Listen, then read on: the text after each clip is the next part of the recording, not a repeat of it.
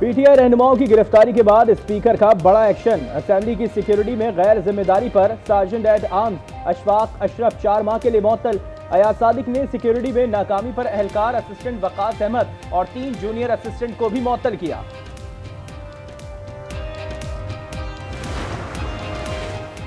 Parliament से किसने लोगों को उठाया, उमर अयूब का सवाल। कहा दलेराना अंदाज में लोगों को जबरी तौर पर गुमशुदा किया गया। बैरिस्टर सैफ बोले पार्लियामान की बेतौकीरी का पूरा हिसाब लिया जाएगा। अयाज सादिक आए बाएं शाएं ना से काम ना ले। कोई मुश्किलात नहीं है। देखो हमने इसी हालात पे सर्वाइव करना है। हमारा सिर्फ इस वक्त एक ही मुतालिबा और एक चीज़ के लिए जद्दोजहद कर रहे हैं कि मुल्क को आइन और कानून के मुताबिक चलाओ। ये किसी इदारे का जो भी कॉन्स्टिट्यूशनल जुरिसडिक्शन है उसके अंदर अपना जो है ना अपने काम से काम रखें। पीटीआई के लिए मुश्किलात में कोई इजाफा नहीं होगा। इन हालात में हमने आगे बढ़ना है। असद कैसर की आज न्यूज से गुफ्तगू। कहा सिर्फ आइन की बालादस्ती चाहते हैं, अमनो अमान और मईशत की सूरत हाल ठीक नहीं।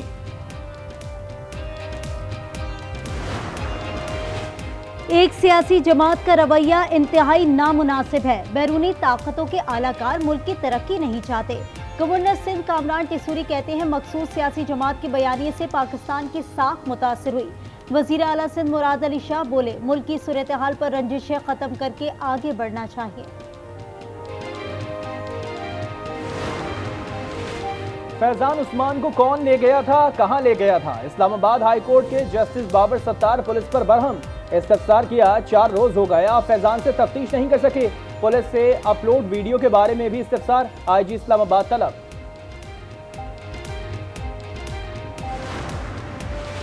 चीफ जस्टिस की मुद्दत मुलाजमत में तोसी के मामले पर वजाहती बयान। चीफ जस्टिस के सेक्रेटरी डॉक्टर मुश्ताक अहमद ने अलामिया जारी कर दिया।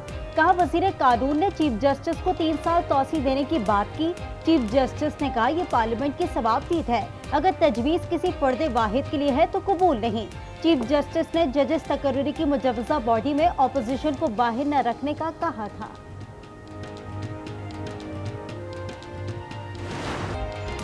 अमरीकी सदारती इंतखाबात, कमला हैरिस और डोनाल्ड ट्रंप में पहला मुबाहिसा। दोनों उम्मीदवारों की एक दूसरे पर इल्जामात की बौछार।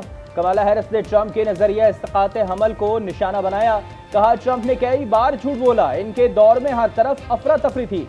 ट्रंप के पास कोई प्लान नहीं। 90 मिनट के मुबाहिसे में गजा जंग, मईशत, इमिग्रेशन और रूस यूक्रेन जंग पर दोनों ने मौक़िफ़ पेश किया।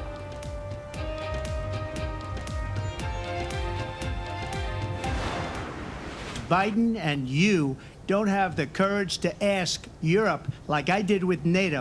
They paid billions and billions, hundreds of billions of dollars when I said, either you pay up or we're not going to protect you anymore. So that's maybe one of the reasons they don't like me as much as they like weak people. Biden और कमाला ने America को तबाह कर दिया। चंद सालों में अमेरिकियों को महंगाई का सामना करना पड़ा। डोनाल्ड ट्रंप मुबाहिसे में बोले कमाला सदर मुंतखब हुई तो मुल्क कभी तरक्की नहीं करेगा। कमाला अमेरिका को वेनेजुएला की तर्ज पर चलाएगी। इजराइल का वजूद खत्म हो जाएगा।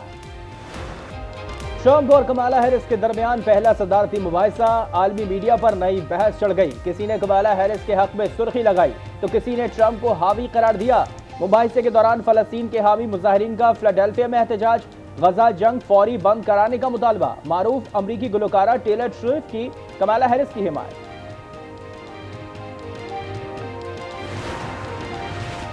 सुप्रीम कोर्ट में दयामिर भाषा और मोहम्मद डैम्स फंड्स केस की समाअत। वफाकी हुकूमत ने सुप्रीम कोर्ट से डैम्स फंड्स की रकम मांग ली।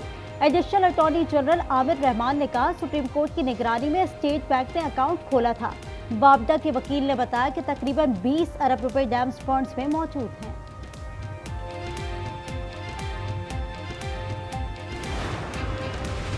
हुकूमत ने रिटायर्ड सरकारी मुलाजमीन की वफात के बाद फैमिली पेंशन की मुद्दत 10 साल मुकर्रर कर दी।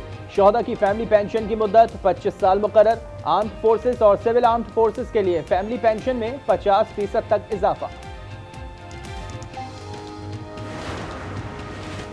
पाकिस्तान रेलवेज में राइट साइजिंग का फैसला। मैकेनिकल सिविल इंजीनियरिंग डिपार्टमेंट में राइट साइजिंग की जाएगी। पुलिस और ट्रैफिक डिपार्टमेंट की भी राइट साइजिंग करने की हिदायत। दीगर शोबों की राइट साइजिंग अगले मरहले में होगी।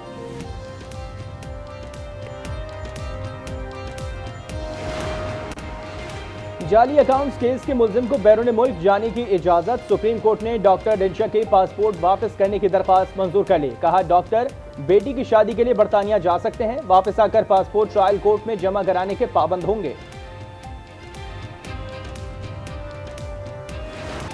बानी पाकिस्तान कायदे आज़म मोहम्मद अली जिन्ना का 76वां यौम वफात अकीदत और एहतराम से मनाया जा रहा है। मज़ार कायद पर गवर्नर और वज़ीर आला सिंध की हाजिरी, फूल रखे, फातिहा ख्वानी की। बाबा कौम के हवाले से सरकारी और निजी सतह पर मुख्तलिफ तकरीबात शेड्यूल।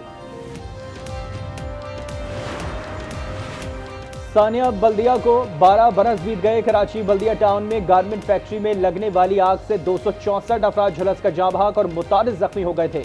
वाक़े में MQM के कारकुन रहमान भोला और जुबैर चरिया को मुलविस करार दिया गया था।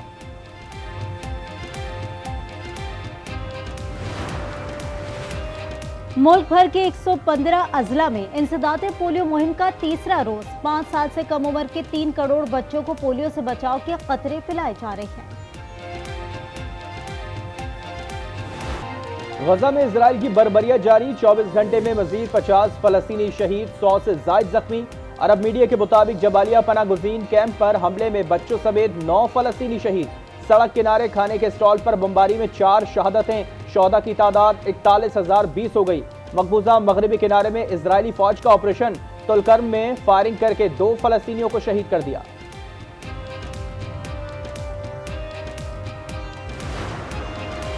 अमरीकी रियासत जॉर्जिया की एयरपोर्ट पर 2 तैयारे टकरा गए। टोक्यो जाने वाला तैयारा रनवे पर टैक्सी के दौरान लुजियाना जाने वाले जहाज से टकराया। दोनों तैयारों को नुकसान पहुंचा, तमाम मुसाफिर महफूज रहे।